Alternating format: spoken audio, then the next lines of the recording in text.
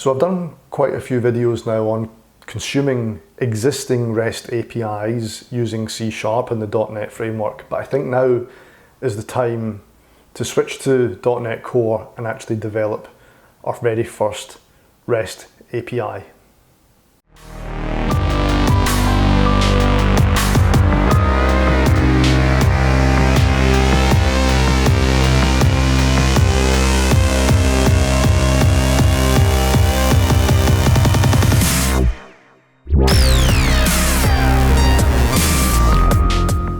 Well, hello everybody, wherever you are, whenever you are. For me, when is it? It's January 2019, and where am I? I'm in Melbourne, Australia. So for those of you who have ever been to Australia or know your geography, it is the height of summer right now, being on the bottom side of the globe, and it's incredibly hot, very hot for somebody like me who's not originally from Australia, from very much a colder climate. So hopefully the glistening on my forehead doesn't put you off too much. Most of the video will be looking at code anyway. So as I said in the introduction, today what we're going to be doing is a step-by-step tutorial and building our own REST API using .NET Core. And at the time of writing, as it says there on the screen, I'm using the 2.2 framework. So before we go through any more overviews, I'm going to actually show you the API that we're going to be building, and then we'll come back and take you through the rest of the intro and start coding. Okay, so yes, we're building a REST API, but what specifically are we going to be building? Well, I thought we'd do something practical, and basically this REST API is just going to be a list of command line prompts that I always forget. So for example, if you want to, you need to remember how to create a firewall exception in Linux, this API will basically just store a list of command line prompts along with some other data such as an explanation of what it is and what platform it relates to. That's basically it. So if we flip over to this thing here called Swagger or OpenAPI, it's basically a REST API definition language. This is actually, what you're seeing on screen is the documentation that is generated from the code that you are going to write as part of this tutorial. So it looks really nice. And if someday, another developer needs to use your API, they can refer to something like OpenAPI to understand how it's built. It's quite nice. So we can see here we've got 5 commands that we're going to build as part of our API. Fairly standard REST stuff. I'm not going to go into it in detail. Some of my other videos do go into more detail. Basically, they map to create, read, update and delete commands. We can actually execute it using this tool, OpenAPI. So we'll click on our first one. It's a GET request. It's basically going to pull back a list of all the command line prompts that I've stored already in a database. So if we execute that, it will actually tell you what the request URL is. It will give us our response code. Our API is actually running in the background, or one I've created beforehand. Don't worry, we're going to create our own one in a minute. And it will return our JSON object list. So we have 5 command line prompts that we've stored in our database. The idea is I can then hook into this at a later date using a client and do some searching for common command line stuff that I use. Okay, so now you've seen what you're going to build. This is the rest of what you're going to learn. So when done, you should be able to understand the anatomy of an ASP.NET Core MVC API application. That was an incredible mouthful. I can't believe I actually got it in one take. Basically, just the project structure of the app we're building. You'll understand the startup and configuration of an ASP.NET Core application. We'll use the model view controller or MVC pattern to create a REST API, and I'll come on to that in a bit, not much detail, but a bit later. And in fact, we're only using the controllers and models component because it's an API. There are no views, but we'll come on to that in a bit, what I mean by that. And we will use Entity Framework Core to perform create, read, and update operations, which are very much tied to the actions of a standard REST API. The ingredients, what you'll need for this tutorial, I'm going to use VS Code text editor, which is free. You can use Visual Studio if you like, but this is really targeted at VS Code. You'll need SQL Server Express database, again that's free. Postman, which is basically a client that allows you to test APIs, again it's free. and some understanding of model view controller framework, pattern, and entity framework. Don't worry if you're not too familiar with that. We do go over it quite quickly though, so it would be beneficial if you had a bit of understanding. If you don't, you should still be able to follow along. And about 30 minutes of your time. So just a bit about the application we're going to be building in the application architecture. We will have, as standard when we create a project, we'll have a program class and a startup class. They're just standard with any .NET Core API project.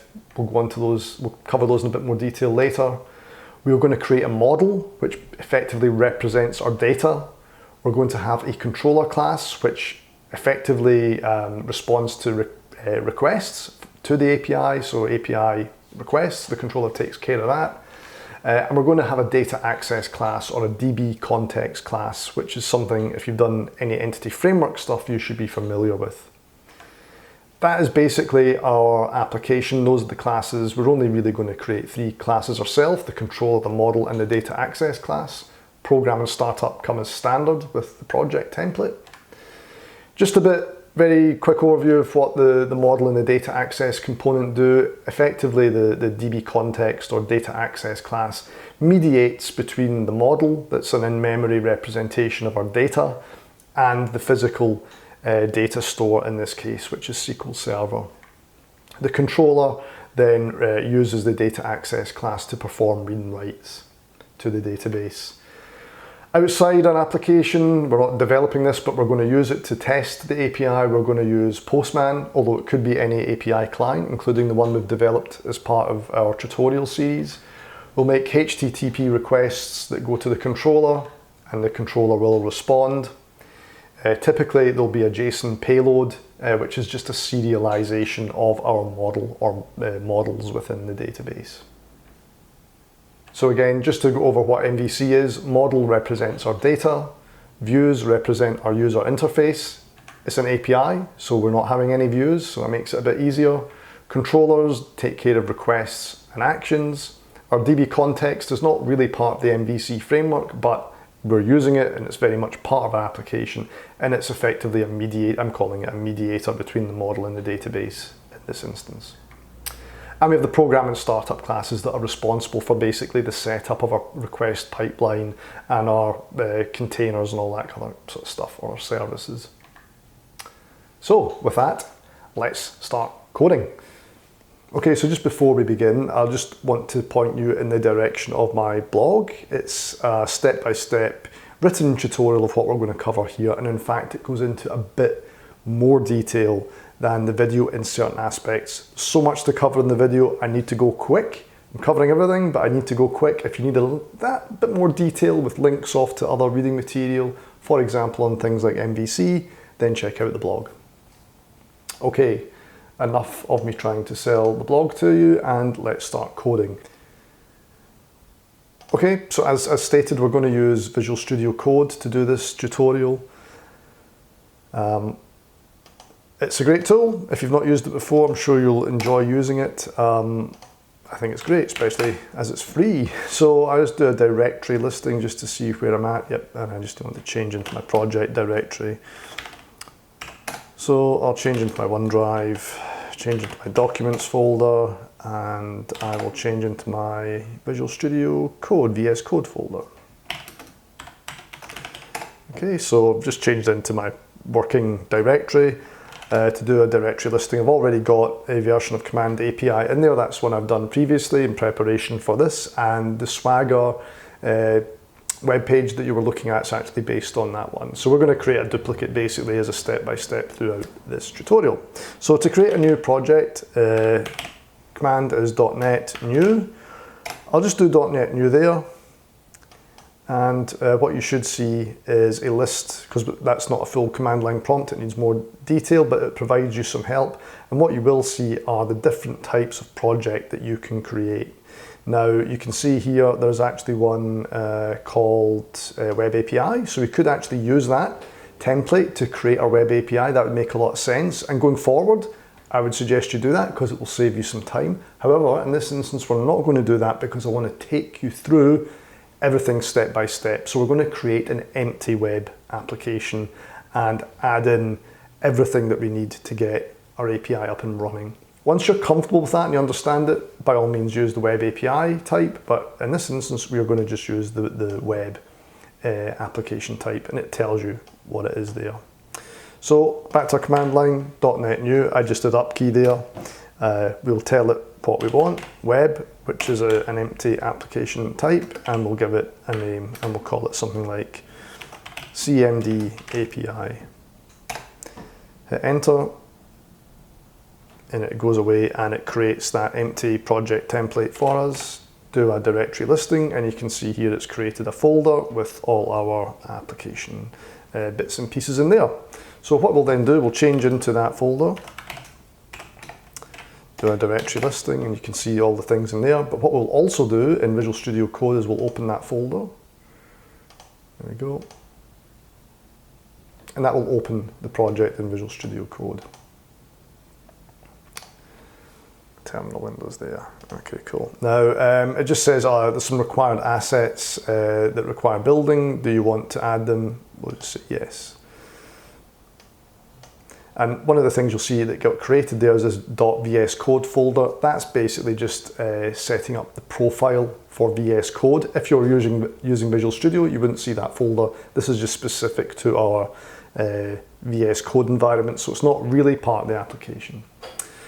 Very, very quickly, we have a bin folder, we have an object folder. The bin folder just holds the binaries that we will compile into our application. The object folder holds like temporary compilation items while we're building and compiling stuff. Properties has this JSON file in there, and that basically, when we run our application in our kind of test environment or our command line, depending on where we run it, this file tells it how to run it. So you can see on screen here that this one here is actually relevant to us. It will start in the development environment, and we'll have either HTTPS with our port number of 5001, or just regular HTTP with our port of 5000. Not going to say any more than that. You'll see that working in a bit. It's not that important. We're not going to touch that file. We've got app settings development and app settings.json. We are going to alter this JSON file a bit later. That's going to hold our database connection string. More on that later.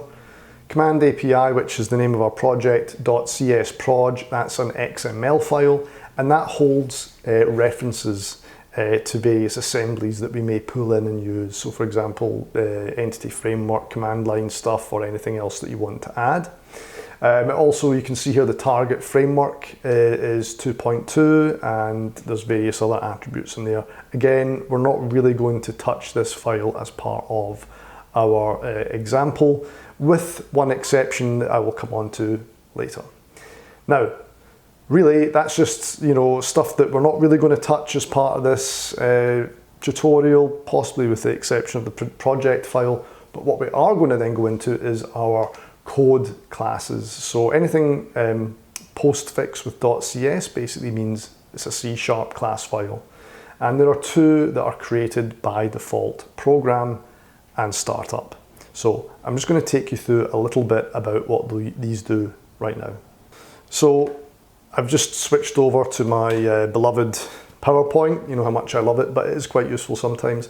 Believe me, there's only 3 more slides, including this one, so that's it, and then we're just going to launch back into coding. But I just wanted to cover the program and startup classes in a bit of detail. So we started with an empty web API application. Program and startup were created by default.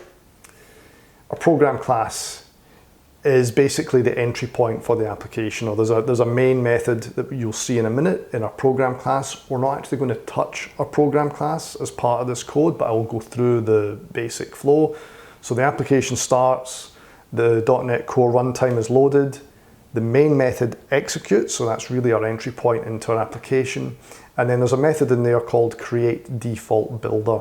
That's called, and that makes use of our startup class, which we are going to alter as part of this tutorial. But the program class, we're going to leave alone. And as I put there, there's the kind of delineation around what's happening in our program class. The startup class, as the name suggests, is really responsible for setting bits and pieces up. It registers our services and it sets up a request pipeline.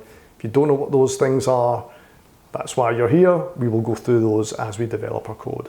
So the startup class is basically instantiated by the create default builder method that was in our main method in the program class on the last screen. It calls two methods: configure services, where our services are registered. Now, I will come on to that later when we start coding rather than trying to explain it here. And then the other method is our configure method, and that's responsible for setting up our request pipeline. So just jumping back to configure services, services are things that are used throughout your app. If you're going to use them throughout your app, you can register them here. Makes sense, yeah. And then the configure method is responsible for actually maybe using some of those services and setting up a request pipeline. The request pipeline effectively will take requests, and depending on how you've configured that pipeline, it will perform certain actions on them in sequence. And then once that's done, request handling is then available. So that's basically the application is ready and available to use. So we have both those classes now.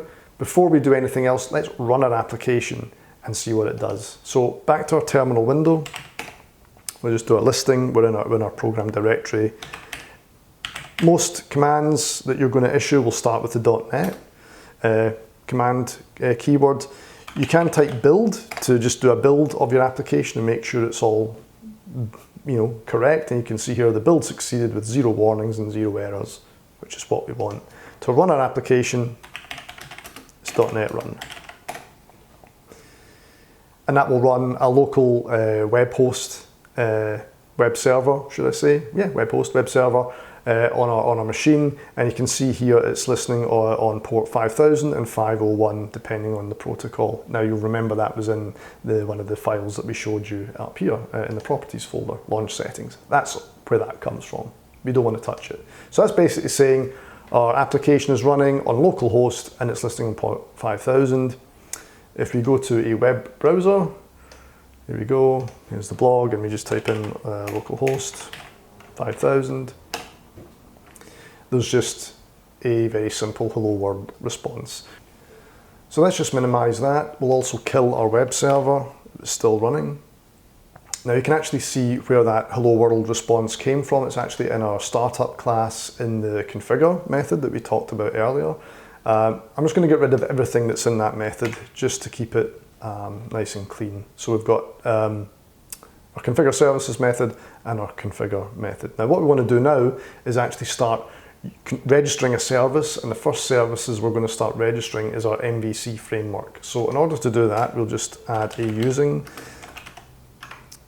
directive at the top, ASP.NET core MVC.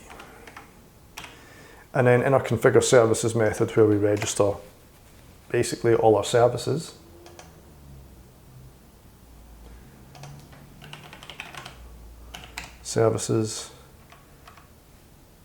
add MVC,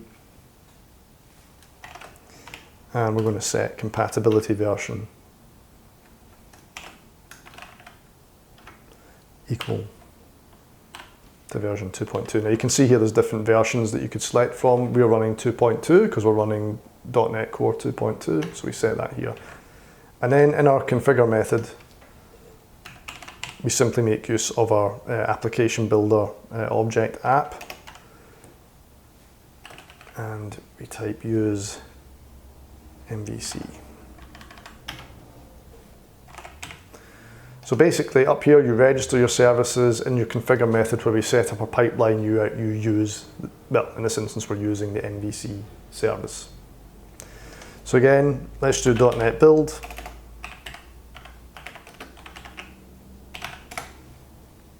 Zero errors, great, and then we'll run it. Again, we're running on localhost. Now we could go back to our web browser here and run it again. It gives us an error, 404 error. So instead of using browsers going forward to test our API, I'm going to use Postman. You can just download this for free. Google Postman API client, download, and it will invariably take you there. It's excellent actually. It's a really good piece of software, and it allows you to test, among other things, REST APIs.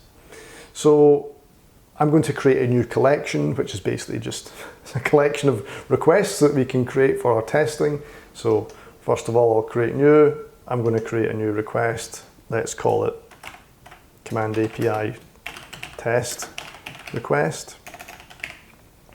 I have existing collections, which are basically just folders down here. Let's select this one. If you didn't have one, you would just click create collection. I already have one that I want to use, and we'll save that Command API test request to that collection. Now, what it allows you to do in here is actually put in request URLs. So let's type in HTTP localhost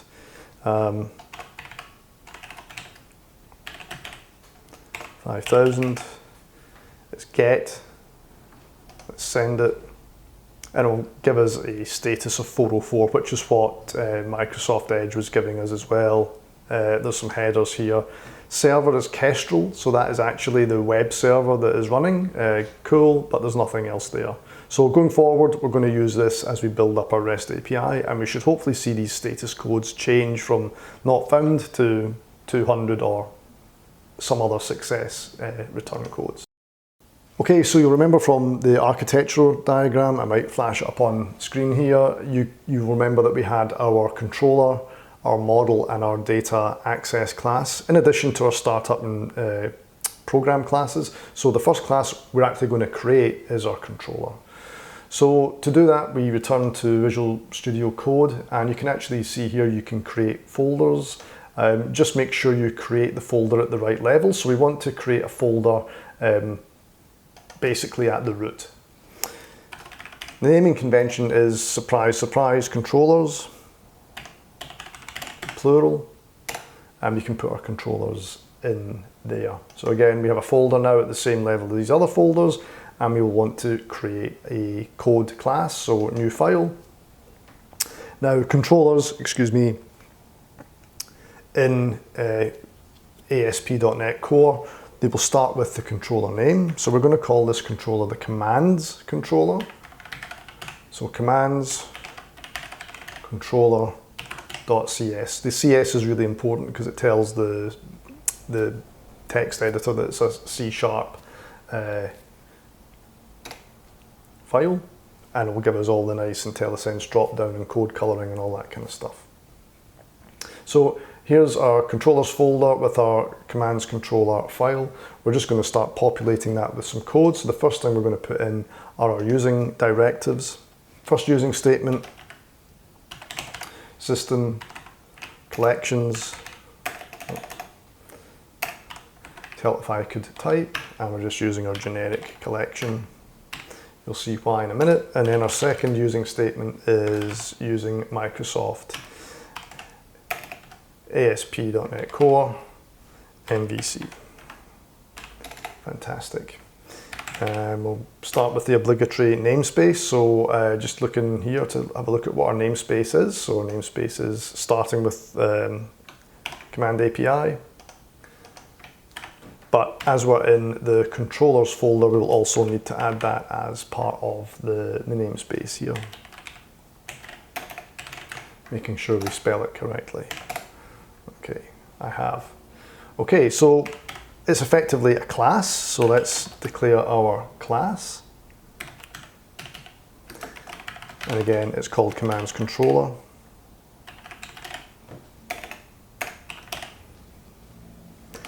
And it inherits from something called controller base.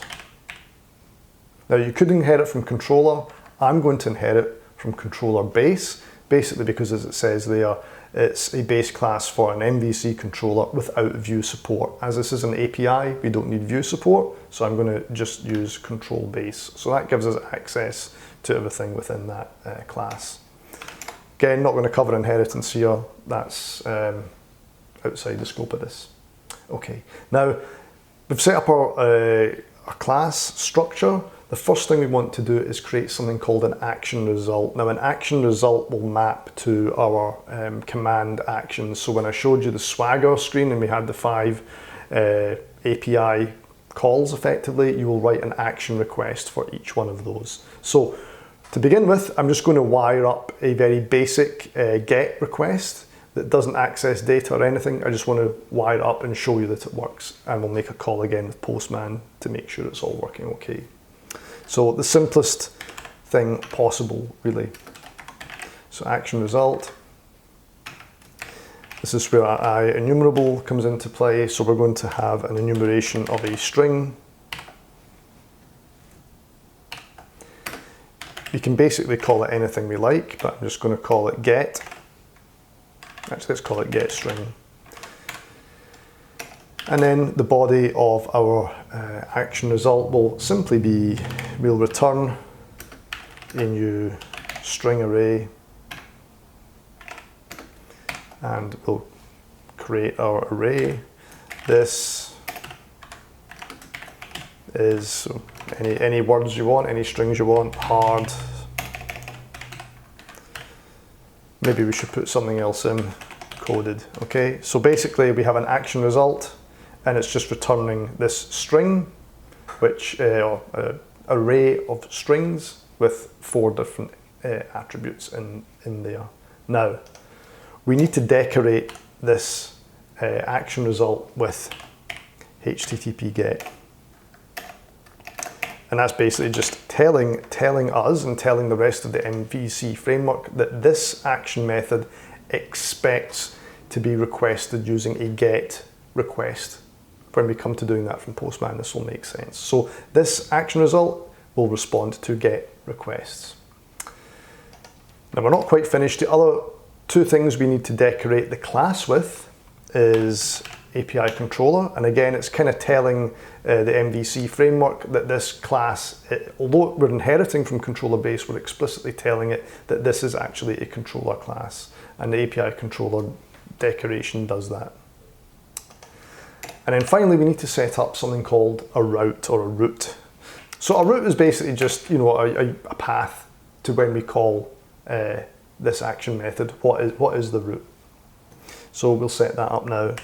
So standard format is URL, API, and then the name of our controller in this case.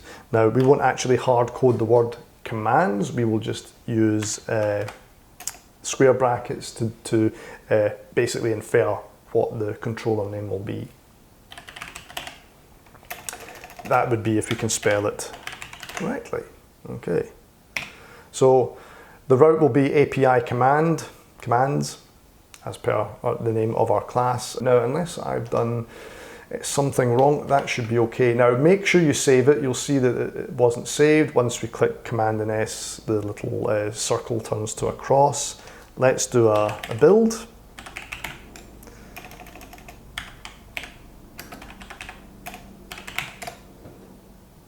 Great, and we have no errors and no warnings. Doesn't necessarily mean to say it's going to run correctly, but it's building okay, that's great.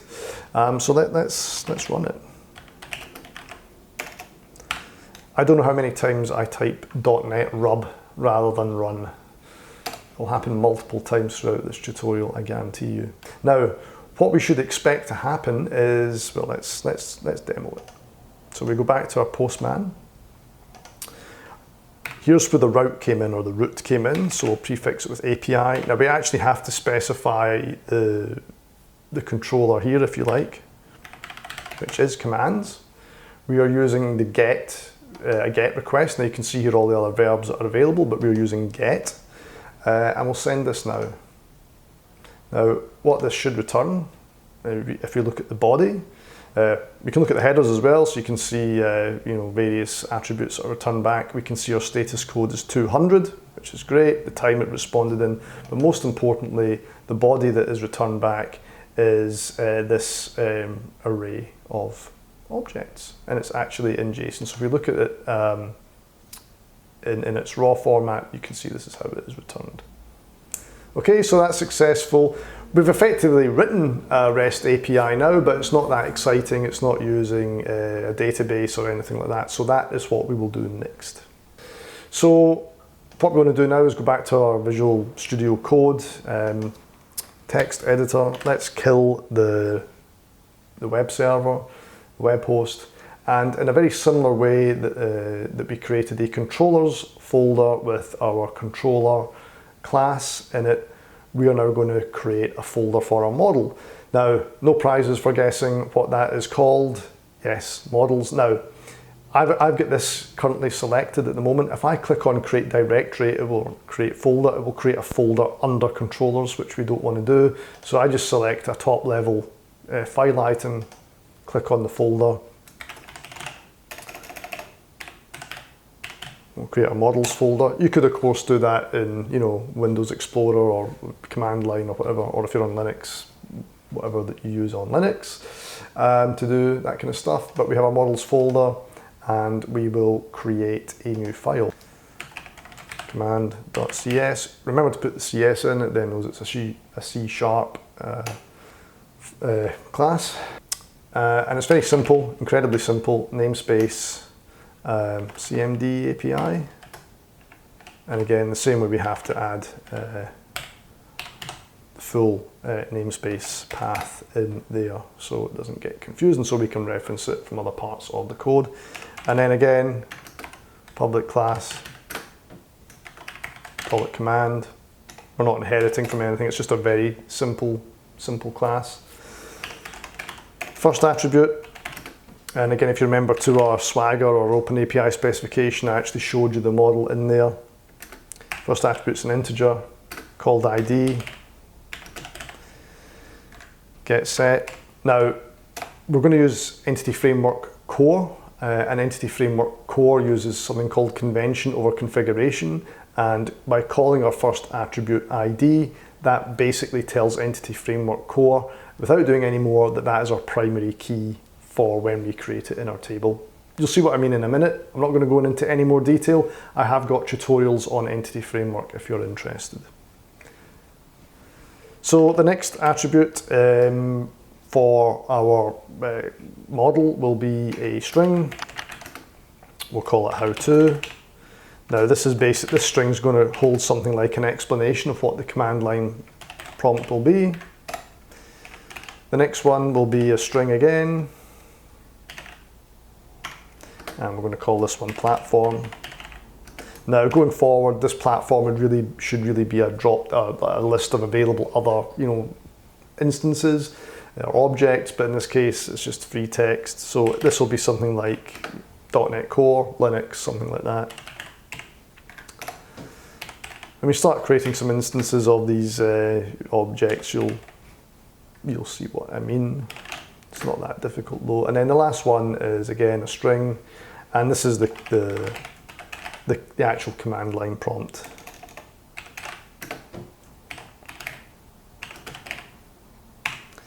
Cool. Save that off. Let's do a build.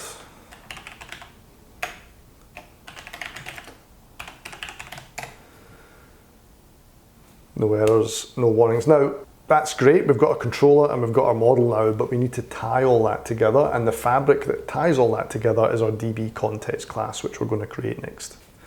So just before we create our DB context class, there's a bit of work involved here and a bit of setup here, and this is potentially the most complex part of the whole project in my view. What we've already created actually is a REST API. It's just using hard-coded data, and the pattern that we used where we decorated the action method, or the action result, should I say, with HTTP GET is just repeated throughout for different action methods. Accessing data, for me actually, in setting up Entity Framework Core is actually the hardest part. And there's quite a few steps involved, so I'm going to take you through those now. So the first thing just to be aware of is I'm using Microsoft SQL Server. So again, you can install that for free. I'm using the free version, SQL Express. Now, I've just started something called, changes its name all the time, but SQL Server Management Studio. I still call it Enterprise Manager, which shows you how old I am, but SQL Server Management Studio. And it just asks you to log on to the database. You'll see here, this is the name of my server, so this is just the name of my PC and the name of my SQL Server instance. I'm using Windows authentication. I just clicked connect. Now the reason I'm telling you this is it's important later on. So let's connect. we've connected in, and you can do all sorts of stuff here. You can run queries and things like that. If we expand the databases folder, you can see I personally have a number of existing databases in there for other projects. If you've just installed this, you will not see those. Or if you have it already, then you'll have your existing databases. So we're going to create, as part of this project, a new database to host our data and to basically replicate our model class as a table, effectively.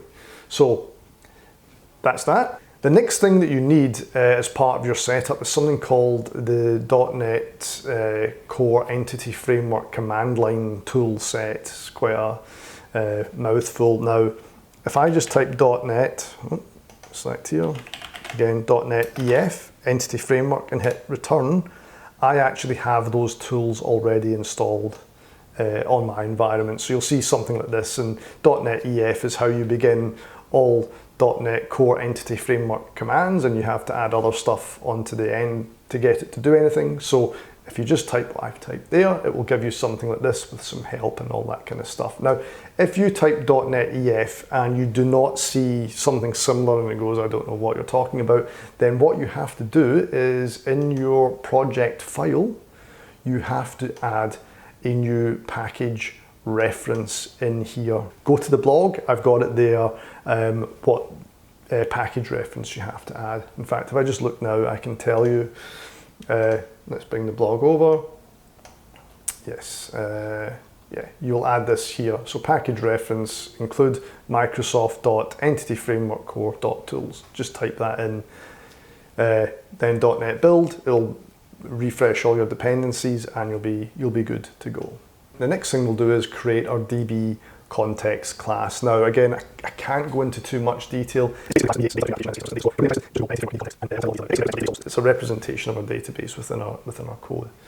So we're going to put it actually in our models folder because it's very much related and tied very closely to our models. So again, select our models folder and we'll create our new file. And we're going to call it command context.cs. Again, you can give it any name you like. Usually you'll call it something context, just so we know it's a DB context class. And again, postfix it with .cs. We have our empty file. Let's start writing it. So we'll use one using directive at the top, and we're going to use, this should come as no surprise, Entity Framework Core, because we're going to make use of some bits and pieces from there. Again, we'll add a namespace, CMD API, and again, it's in our models folder, cool. And then we will create our class, command context. Now, we inherit from something, surprise, called DB context, and that gives us access to the functionality and features that are supplied as part of DB context. Great, okay. Now, one of the things we need to do is we have to put in a default constructor. And this allows you to pass in various options when you create your DB context class.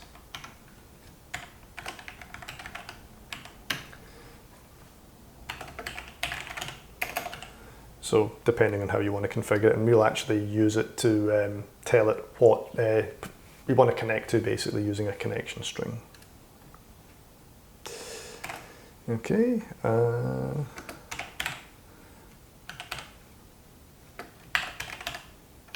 Okay, I think that's correct. Oh, that's not correct.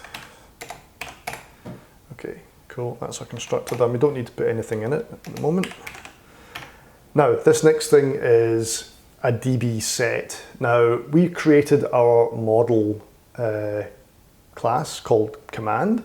We could create multiple other classes representing other data models if we want. We're not in this instance, but we could, so we could have lots of them. And we could have other classes, as you will do in your application, that have nothing to do with DB context and nothing to do with replicating it down to a data source or anything like that.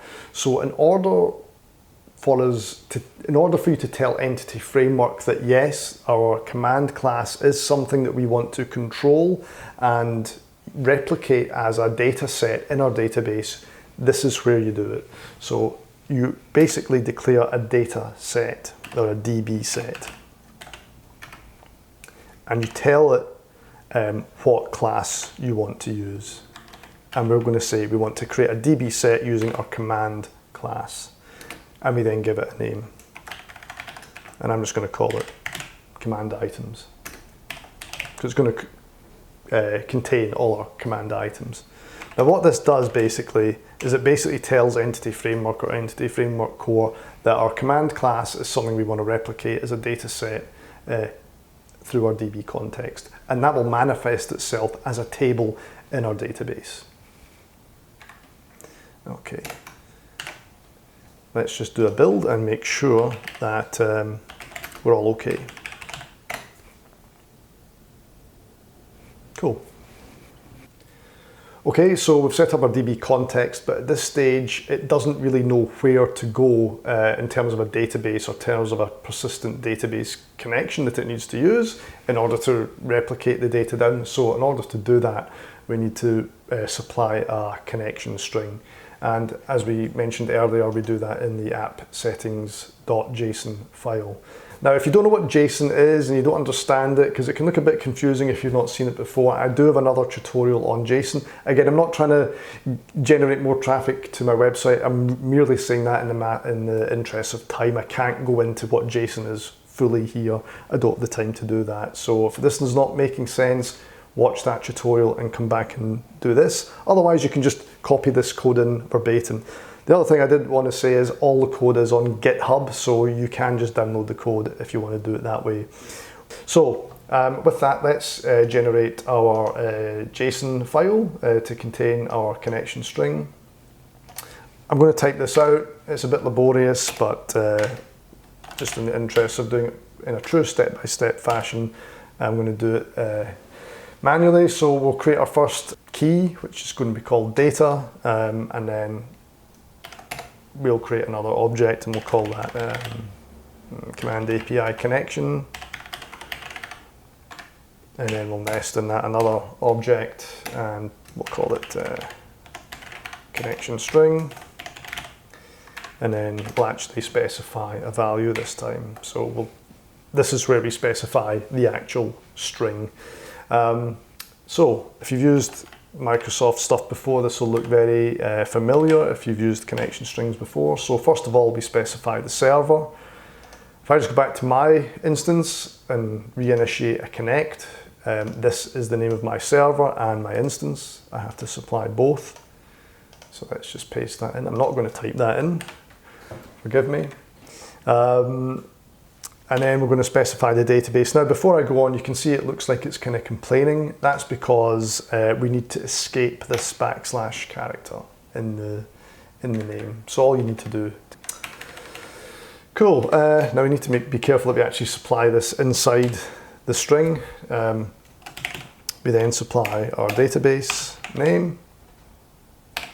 Now we could give it one of these existing databases, but in this instance, I'm going to create or specify a new one, API. And then the final thing is, I think it's trusted connection. I think it's trusted underscore connection, yeah. Capitalize the C. Not sure if it's case sensitive, I've not tested that out. I mean, most Microsoft stuff isn't, but it might be, I don't know. But I think that should be okay, and that's the only stuff I think we need to supply. And again, you can use something other than SQL Server. You could use Postgres or MySQL or SQLite or anything like that. You'd have to do a bit of research on how you need to connect, and you would probably have to add another reference in your project file to reference the libraries needed to do that. Anyway, we're using SQL Server, so it's pretty straightforward. So that is our connection string created. Let's just save that off. I'm not going to bother building it because I don't believe a build error would be generated if this was incorrect. But as yet, we still don't have our database created. We have created a connection string, but our database does not yet exist. And in fact, our DB context class still is not aware of this connection string. So now we need to pass this connection string to our DB context class. We've created our connection string as we just did there. We've created our DB context, but the DB context class is still unaware of this connection string. So that what we're doing now really is to kind of address that balance. Now, the first thing we need to do is go back to our startup class. And just as a bit of a side note, you'll remember when we created our project, we used an empty web template. If you'd selected, for example, the API template that I showed you at the start, the code we're about to write in now would have been included in the startup class. Because we selected an empty project, we're going to have to add it now. And I'm just adding it exactly as it would appear had you created one of the other templates. So the first thing, we're in our startup class now, so we just need to add another directive. Microsoft extensions and its configuration. So this code we're adding is all around being able to add configuration stuff. And we're going to create an interface. So this is using something again called dependency injection. That's a huge topic on its own. I'm not going to cover it here. It's a bit tricky. It still confuses me sometimes, to be honest with you. So don't worry if it confuses you. So we're creating what's called an interface, which is basically like a spec for a particular object. So we're using the iConfiguration interface. We're going to call our object configuration. And it's just going to be, we're then going to create a constructor, because at the moment this startup class doesn't actually have a constructor really specified here. So we're going to create a constructor to basically make use of this configuration interface.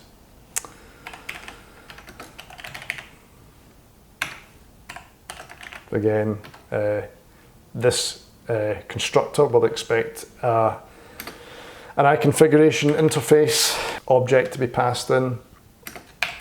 And we are going to, you could write it like this. We're then going to, I suppose using dependency injection, we're going to set this to this.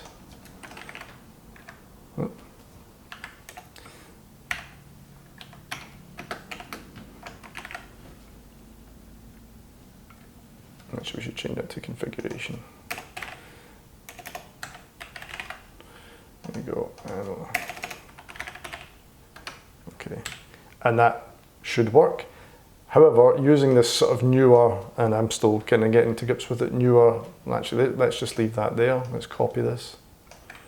The way it's actually written, if you were to use the boilerplate code, and we will use that one, let's get rid of this. Let's just actually comment this out so you can just see the similarities and the differences to them. So again, we're creating our startup constructor. You can do exactly the same thing by doing that. These two things are exactly the same. And because we're only configuring one, attribute, you can do it like this. If you're doing multiple things in here, then you probably need to use this older style syntax, which I personally still quite like.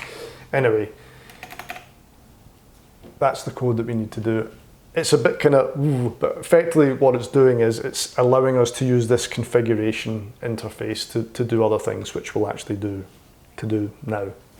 So we have our existing configure services method that we have used previously. This is where you set up your services, and this is where you make services available to other things. Now it's actually within here that we're going to make use of this configuration interface to pass in our connection string to our DB context class. And we're going to do that in the following way.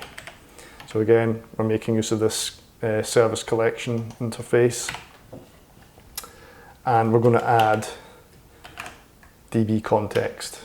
Okay. And what's our DB context? If we go back over here, it's here, command context. So, now the reason that's not actually showing up, and this is a good example of why we need to put using directives at the top. In fact, I've missed a few. I think I've missed a few, yeah. So we had to add another couple. Microsoft Entity Framework Core, we'll be referencing that. And then also, if we can spell it correctly, we need to make reference to our models namespace, because we need to access our command context class. So going back to here, we're going to add our DB context. It should appear, yeah, it's there now because we've added a reference. So command context. We'll take a new line because it gets a bit messy. And again, using this lambda type syntax, we're going to configure it. So one of the options we need to use is we want to use SQL Server. We're then going to make use of our configuration object. And into that configuration object, we're actually going to pass where our connection string is in our appsettings.json file.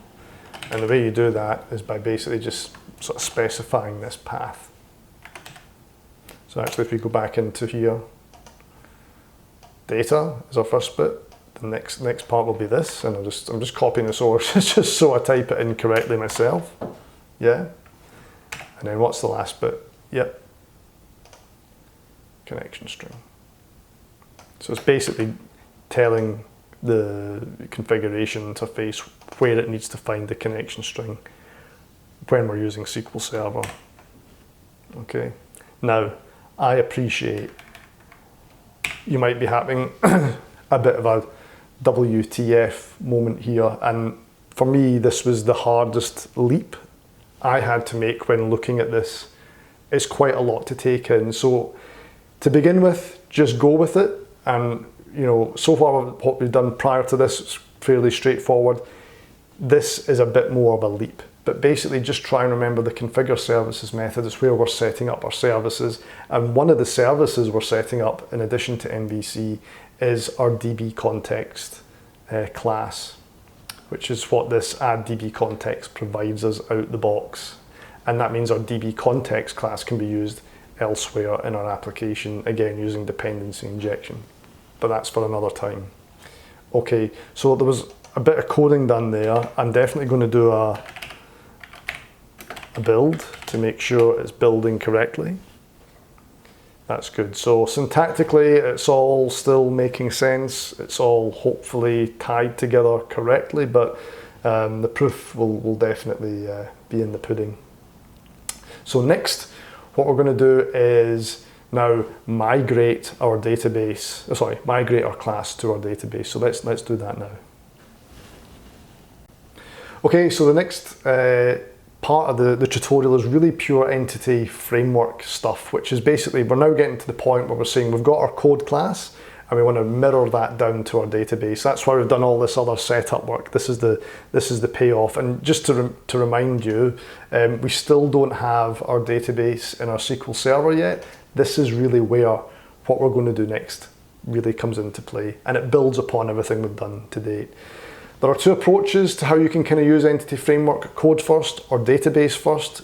I've got blog articles and videos on that. We're using a code first approach, which basically means we've written our code class and we're going to push it down to the database. If you want to read more on database first, you have to read that separately.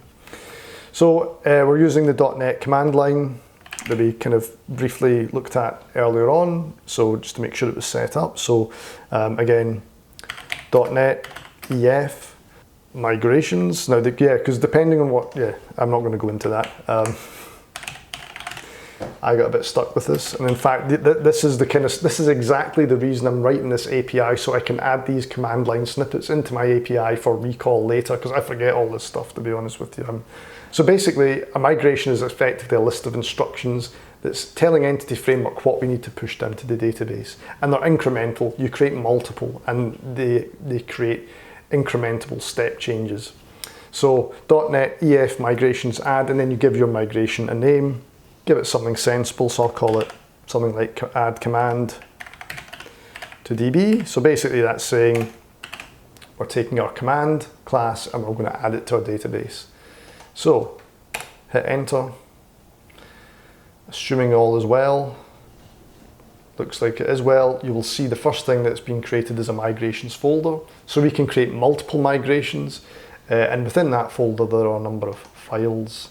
The main one we're interested in is this first one here, which is taking the name of our migration file and it's prefixed with a timestamp, so there's some degree of uniqueness. So if you gave him another migration exactly the same name, there's not going to be any conflicts. And it also provides us the sequencing we need to apply when running the migrations. I'm not going to go into this in any great detail. It's basically the code that is required by Entity Framework to create stuff down at our database. There's two main methods, up and down. Up will create stuff. You can roll migrations back, and that's what down actually does. Again, going back, if we could take a quick look at our model, again, I talked about convention over configuration, which makes things a lot simpler. And because we've followed those rules, the migration that's being created will create a table in the way that we expect it to, with a primary key of ID and with these other attributes. If you're interested, take a look at your migration that's generated and try and understand what's going on. You can see here basically our four columns are going to be created with strings or integers, and in the case of the ID column, it's a primary key. Cool, so we look at our database, do a refresh of our databases. Our database is still not there, and again, just as a refresher, if we go to our app settings file, the name of the database we specified was Command API. It's still not there. That's okay, that's what we would expect, because all we have done at this stage is created a migration. Entity Framework is clever enough to know what it's done before and what it hasn't done before, and in this case it's realized, okay, by looking at our DB context class, we want to replicate our data set, which is a command type data set. So yeah, again, in here, because we've specified this, it knows it needs to create an associated table. Okay, so basically to run the migration, and this is the money shot. This is where we'll find out whether all the good work we've done so far has been done correctly.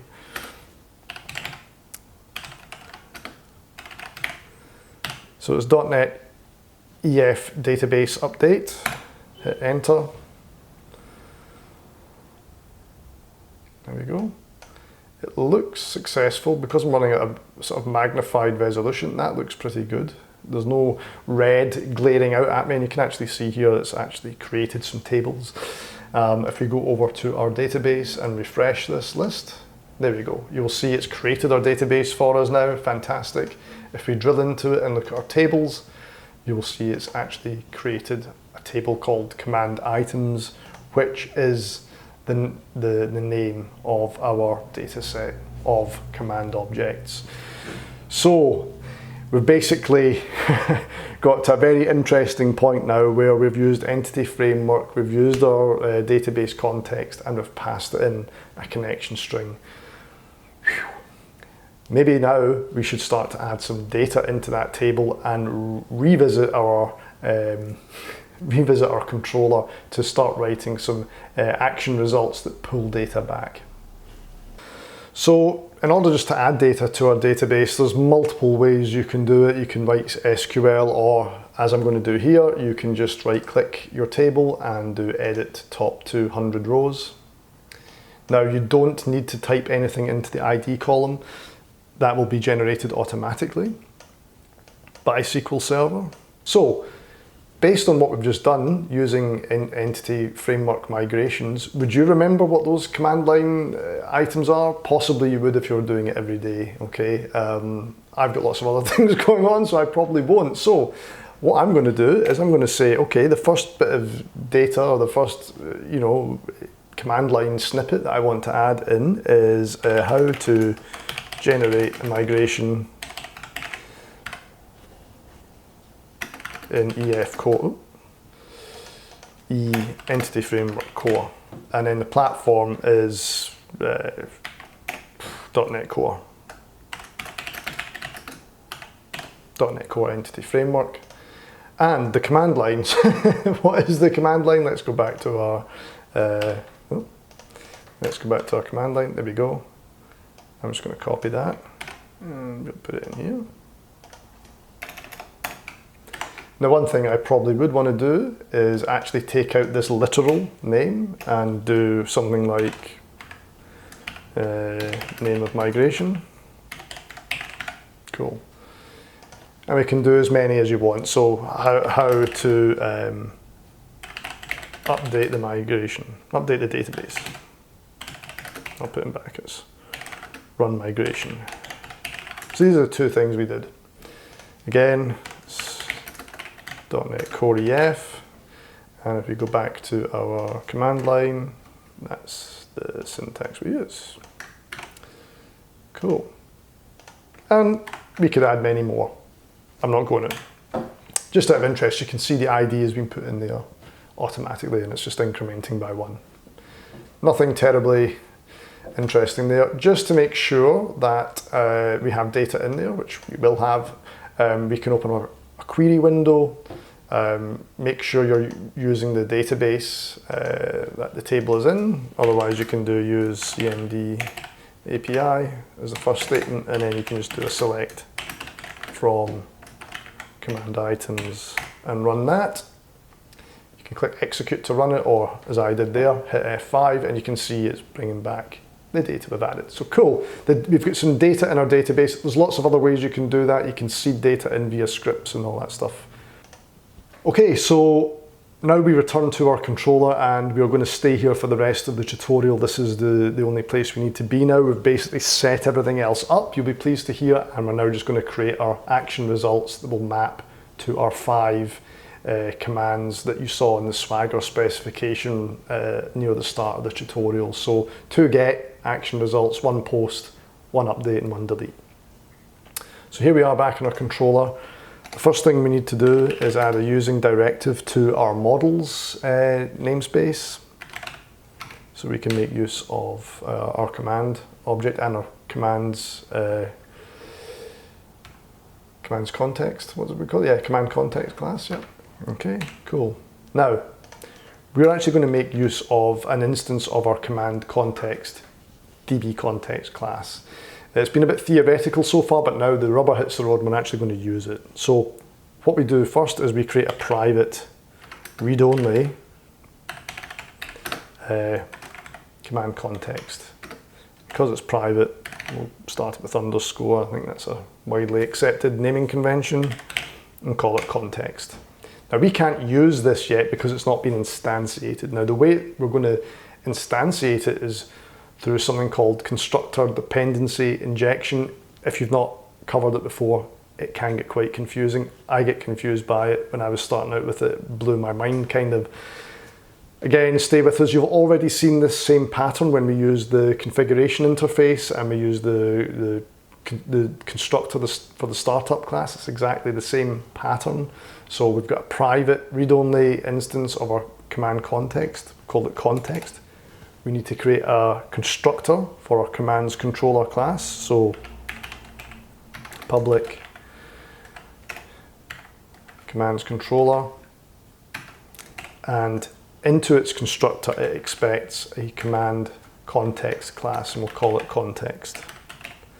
Now basically what happens is we are going to set this to this, but I hear you cry, where does this come from? That's dependency injection, and that happens from our startup class when we registered our DB context as a service.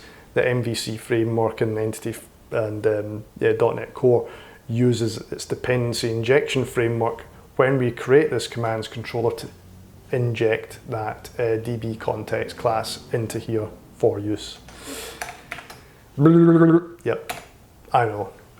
So we're going to set our context equal to this.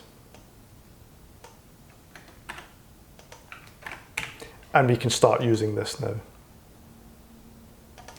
if I spelled it correctly. So yeah, if we just go back to our startup class, basically within this configure services method, that's where we register our services. That's where this dependency injection stuff starts kicking off, and there's stuff called containers, and I won't go into that. It's a huge topic. Anyway, we're setting ourselves up within our controller to use our DB context class. Now, I've written it this way.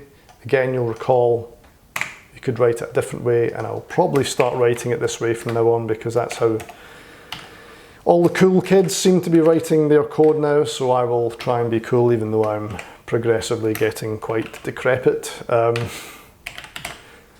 It will look like that. Apparently that looks better. I'm not so sure, to be honest with you. I find that more confusing, but let's go with it. Let's use the newer syntax. Now, it's going to get a lot more straightforward from here on in. We've really set up the fabric of what we need to do. Creating our 5 action results now on it is actually quite easy. So let's start with the first one, which will be return back using a GET request, return back all our command objects. So let's do that first. So again, decorate the method with HTTP GET, create it as public, action result. We'll create an enumerable. Now, instead of passing in a string, we're actually going to pass in a command. So it's going to be an enumeration of commands, okay, instead of strings. And we'll call it get commands. Now you'll notice that the name of our method here was get string, here it's get commands, has no reference out here in the real world. That's not exposed at the API level. All that's exposed is well, actually, one thing we have forgotten, we should actually decorate.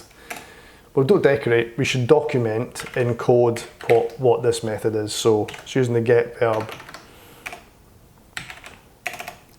and it will follow this signature.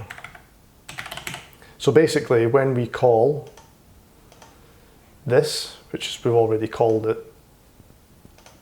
these two will actually respond to the same thing and will probably throw an error if they both exist together. So we'll remark this one out.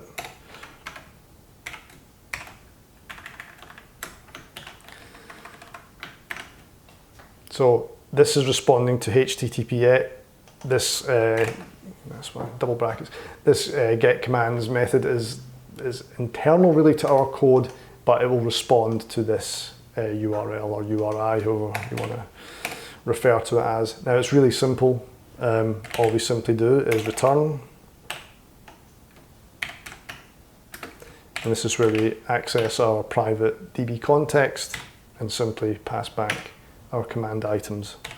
And because we've done all this decoration with API controller and HTTP GET, and we're inheriting from controller base, ASP MVC.NET Core is smart enough to use convention over configuration and return back our JSON enumeration. So let's see if that works. So just to reiterate, we've created an instance of our DB context class. It's being instantiated via constructor dependency injection, a topic for another time. We've remarked out our existing simple hard-coded GET request, and we've written our new one, which should respond to exactly the same URI. This time it should return back some live data. So let's go for the drum roll. Let's see if it works. As you can see here, here's our previous call to the hard-coded one. Actually, it won't work, and I'll tell you why, because we've not started the server. So what we should do actually first is .NET build. Get that out of the way for you so you can see what I'm typing. We have no errors, and we'll .NET run it now to start up our test server. It should be responding on either one of these, so it's exactly the same. Make sure get is selected. And it looks like we have a success. So we've got a 200 response, and we've got this JSON string returned back, which is wonderful. Now we can just copy that and we can paste it into something like JSON editor online.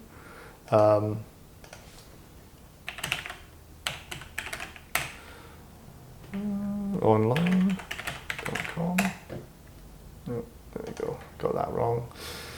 JSON Editor Online, I just like this tool. It just checks the syntax of our JSON, and there you go. So there's the JSON that was returned back. Paste it in here and it checks for formatting errors. I would expect it to be correct. If it was wrong, I'd be quite concerned by that. By pushing this arrow here, you push it into this window, which allows you to do some easier navigation. So we've got 2 objects back. We've got an array of 2 objects, basically. Cool, so that all worked very nicely. Let's just to labour the point, let's set this to post and click send. And you'll see that we have a method not allowed, because if we go back to our controller, we have no action result that maps to post. Okay, and we'll come on to that in a bit. So just before we do our post, update and delete action methods, let's do our second and last get action result, which is going to return us back a specific command line object.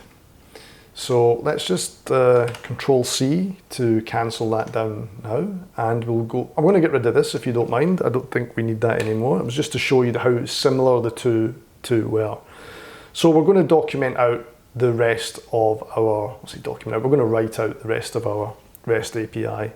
So next one's a GET request, API, commands, and this time it will respond to an integer. So for example, we'll pass in an ID of 1, and that should return back the corresponding command that has, if it does exist, have that ID. So I'm just going to change that signature to use N as a kind of placeholder. And a lot of the Microsoft tutorials, they use 5. I don't know if there's a reason for that. Put it in the comments below if there is, but I'm just going to use N as my convention. Makes sense to me. So in the same way that we have, it's going to respond to HTTP GET, absolutely right, but we need to take account for this. We need to bring this into account. And the way you do that is simply by specifying it using the following syntax, curly bracket, ID. So this is basically saying we're expecting an ID attribute to get passed through in the URI, and then that will traverse through into our action result. So you'll see this, how that works in a second. So we'll create our action result. It's going to pass back a command, a single command. So before we had an enumeration, here we're just passing back a single command. Call it anything we like. Get command item. And we're expecting an integer of ID. And so basically this, when we call our GET request and we pass in an integer parameter, we're saying that that's what we're expecting as part of this HTTP GET. That will then be passed into this action result for use, as you will see in a minute. So the first thing we want to do is create a containing command item. So this is basically going to contain a result if we have one.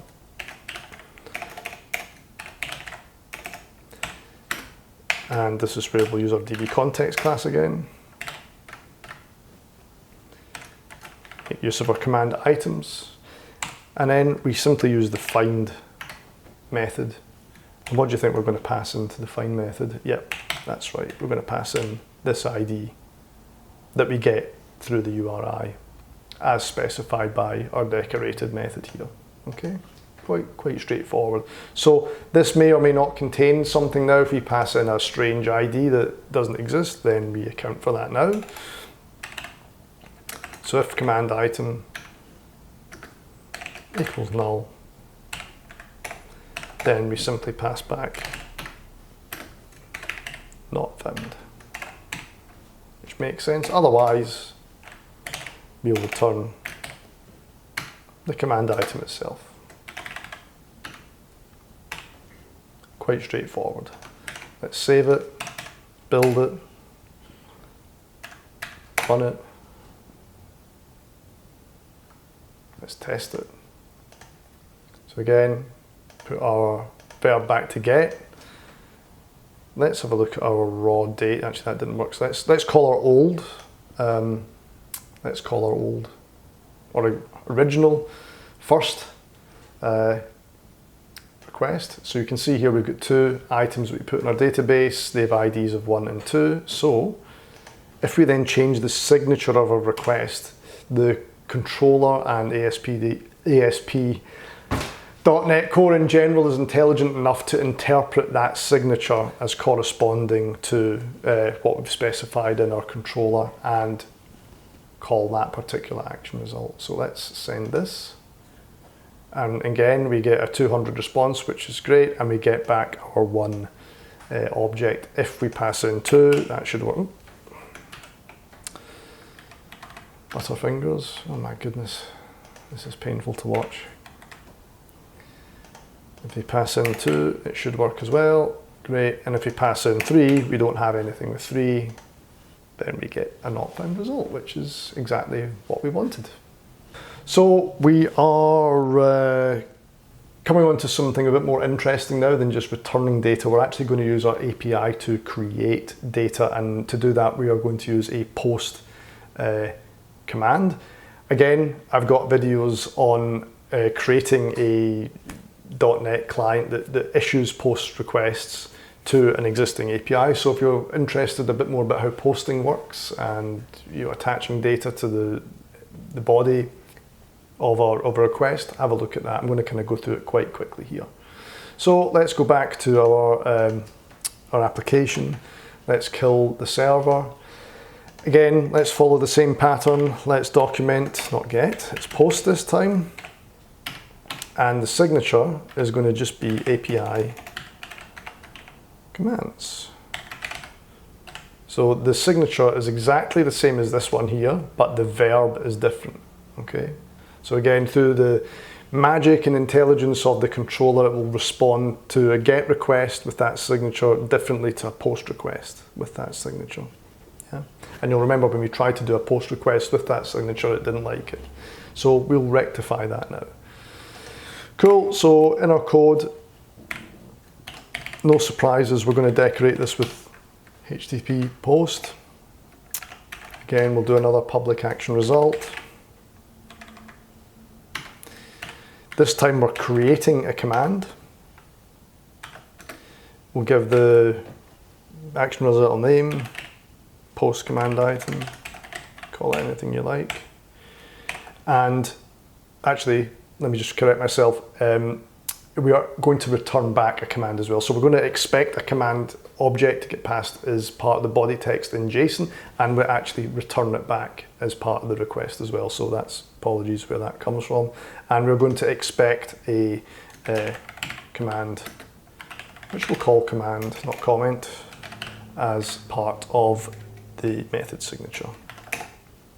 Okay. So again, it's quite simple. We make access to our DB context again. You're starting to see now how important the DB context is. It's used everywhere. Into our command items, we simply want to add our command. Really, really very straightforward. So whatever gets passed in here will basically get added to our collection. And then all we do, and this is important, is on our DB context, we save changes. Again, I really want to go into detail, but I can't because it's just going to take too long. At this stage, we've just basically added the command to a localized, internalized memory, or to the DB context in memory. Save changes basically tells the DB context to flush those changes through to our persistent data store in this case. And then the final thing we do is we basically return, we use this thing called created at action. And let's call it posted.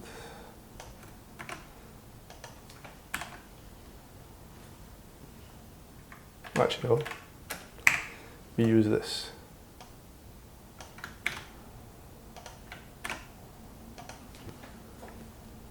And what this is basically doing is when we've created our resource or our command object, we then pass it back as part of the return. And you'll see that in Postman in a second.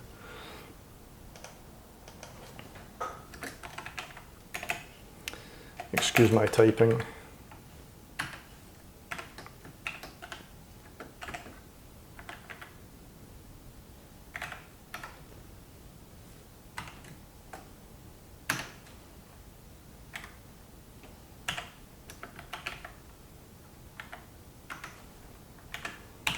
Okay, so basically we're using this created at action. We're going to basically use this. You'll see it in a bit when we call it. We're going to pass it back a new command, which is basically the command we've just created, basically. So .NET build, .NET run. Now, the next thing we need to do, I'm going to, actually, let's call this. You'll see why I'm doing this in a second. I'm just going to call the REST request we just created. And I'm going to copy this JSON. So that's what we got returned from the previous call that we've implemented. We're now going to use this data as a template to call our new post action result. So set post, change our method signature, change our request URI to reflect a standard post request. And now in the body, and this is where Postman's great, it allows you to basically augment your requests before you send them. We're going to select raw, and we're going to select JSON, and we're going to paste that in here. And so basically what this is doing, this is adding this JSON as body text to our post request that the action result is going to use, and then create another data entry in our database. Now, the one thing that you do need to do is you need to remove this. And the reason you remove this is, if you remember when we were creating data manually in our database, when you remember that, you did not supply the ID. The database takes care of that itself. So we do not have to specify an ID when we are creating a new entry. When we're deleting and updating, we do, okay? Or when we're updating, we do. When we're putting, we do. And you'll see when we come on to doing that in a bit. Now, I'm just going to do some, okay, let's do how to build a .NET Core app. Platform is .NET Core, it's not specifically Entity Framework, and this is a super simple one that we've been using throughout the project. There you go. Now, post is selected, we've got the right URI, we've appended body data, we selected raw, and it's still type JSON. If we then look at the headers, it will have added this header, Postman will have added this header itself, and you can see it's pretty good. It's set to the key to content type and the value to application JSON, which is what we want. If we send this now, I don't know why I was full of trepidation. We have a status code of 20201 created, and you can see that the body text, no, not the body text, you can see that the payload that is returned back is our new item, and you can see here it has an ID of 3. Now, if we go back to our database and we rerun our query, you will see we actually have had a new item created in our database. If we then went and used our GET request and specified 3, and if you remember, we previously got a bad result. If we send that now, we get a successful return. So that's posting done now. Right, so we're on to the home straight. We've got 2 more action results to create, one for updating and one for deleting.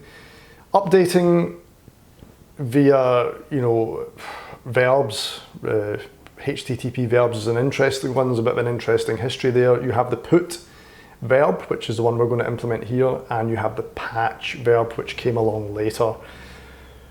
Put, basically, if you want to update an item via put, you have to supply the entire JSON, and you're basically almost doing like a replace.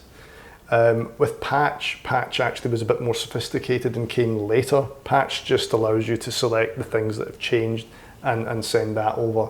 And the reason for that was if you've got a massive JSON object, for example, and you just want to update one field, using put, you have to still make a request with all that data, whereas with patch, you just have to supply the data that's changed. Now, I'm actually going to just show you the put implementation because it's a bit simpler.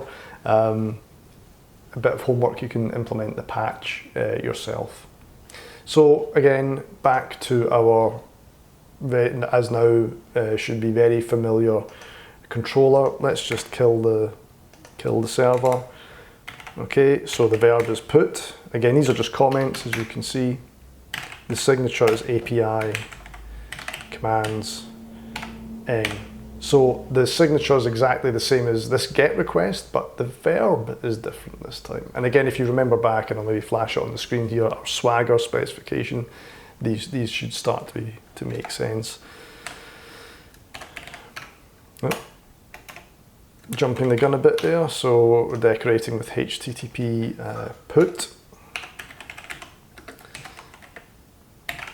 Now you can actually see once we had all this, the DB context set up, the connection string and all that stuff wired up, actually writing the REST API itself is quite straightforward, and we're getting through these quite quickly.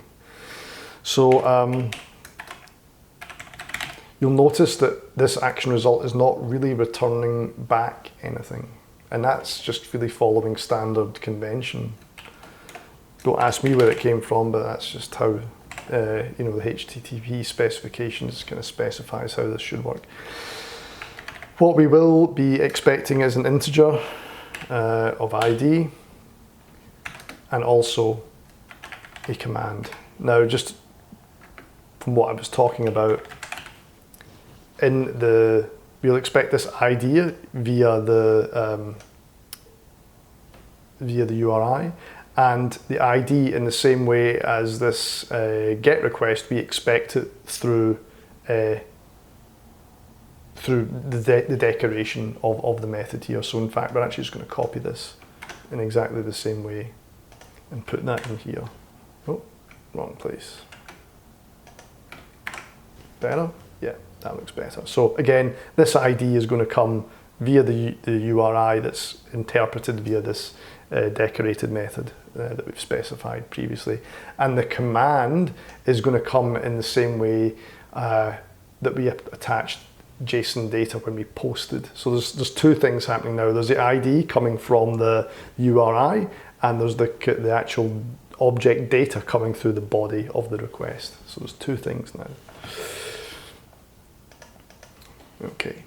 Now, before we continue, I actually need to add in an additional using directive. I'm actually going to make use of some Entity Framework core stuff, so I just need to add that in. And again, I really don't want to go into too much detail about Entity Framework core, it's a huge area. Anyway, so the first thing we actually want to do, we want to check the ID.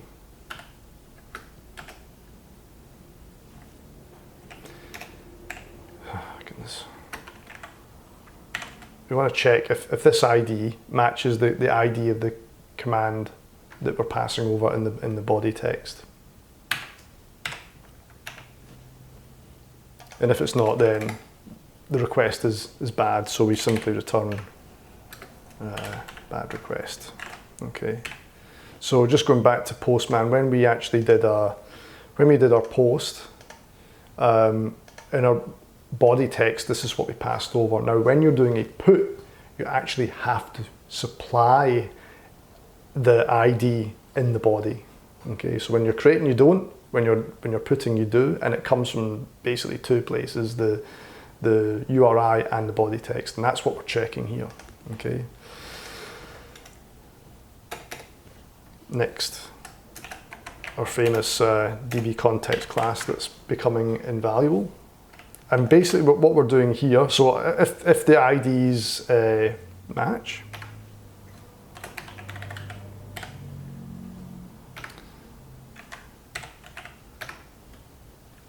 this is where we're using the entity framework entity state modified. Okay, so again, entity framework, when you update stuff or you create stuff, it it does that within the DB context, but you then have to tell it via save changes to do something to it. So what we're doing here is we're saying within our, our DB context already has a record of this existing the existing resource, existing object, whatever you want to call it, but we're marking it as having been modified.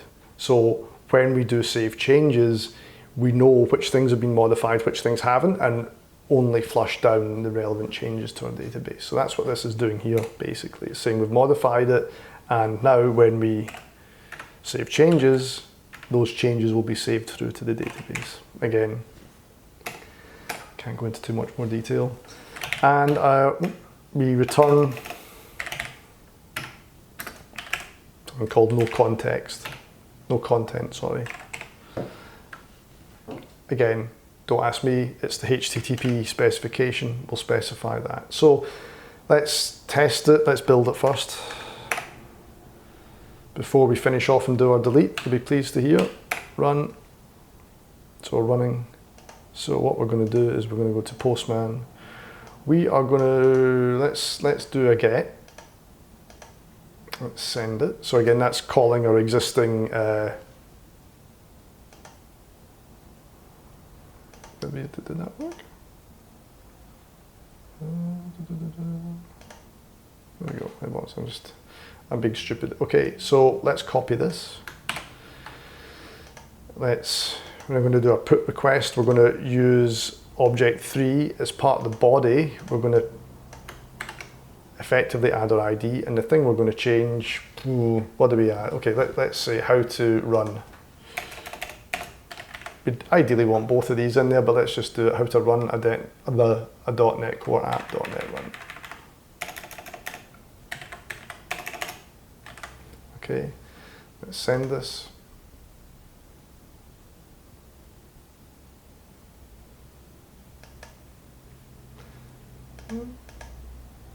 Okay, yes we are. I'm having a bit of a senior moment here. We get no content returned. So in our body, that's the body we're passing over. And let's try it again. Yeah, we're getting no content back. Let's look at our database. So here's the existing result set. If we run this again, yes, you can see this has been updated.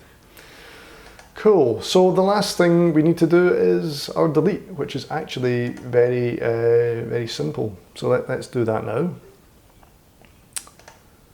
So let's stop this.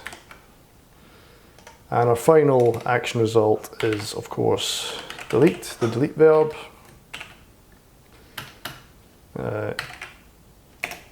API commands N. It's going to be, no surprises, HTTP delete.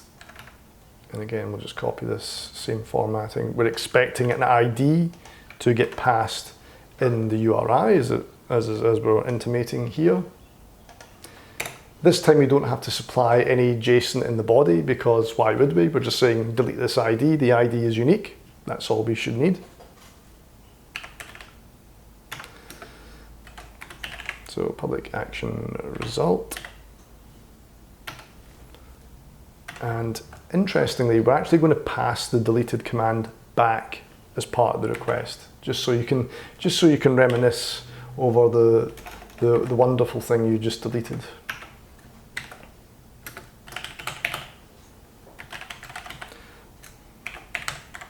Delete command item, and again we expect an ID. So we expect just the ID, and we're going to return back the command that was deleted, even though we've deleted it from the database. Okay, well. So we're going to create another command item,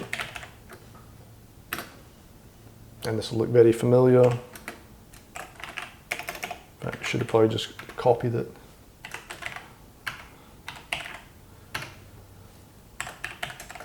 From the other get method, so we're basically just populating our command item with an ID. In fact, let's do it, because I'm done with typing. I'm sure you're done with seeing me typing. So it's the second get request. We're just doing the same check. here. Great, so populating our command item. If it's not found, return not found. If it was, into our DB set, I guess, we're simply going to remove it. And we pass in the entire command item. What do you think we do? Not content. We save changes.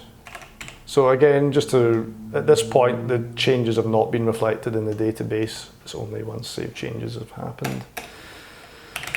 And then we actually return back the command item.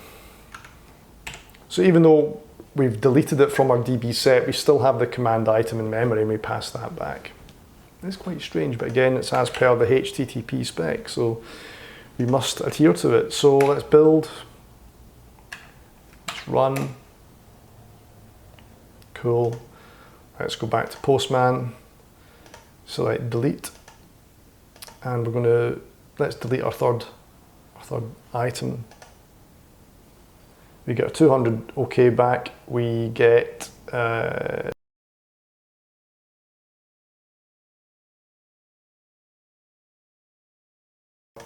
as per the action result. Now, if we then go get number 3, we should get a